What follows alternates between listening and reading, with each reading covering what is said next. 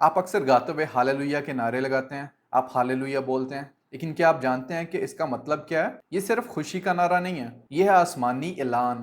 مکاشفہ 19 باب کی 1 سے 6 آیت میں دیکھتے ہیں، کلام مقدس میں یوں مرقوم ہے: ان باتوں کے بعد میں نے آسمان پر گویا بڑی جماعت کو بلند آواز سے یہ کہتے سنا کہ ہاللویہ، نجات اور جلال اور قدرت ہمارے خدا ہی کی ہے۔ خداوند کا پاک کلام پڑھا سنا اور سمجھا جانا ہم سبوں کے لیے باعث برکت ہے۔ لفظ ہاللویہ 2 ہیبرو ورڈ سے مل کے بنتا ہے، یعنی ہلیل اور یہوے۔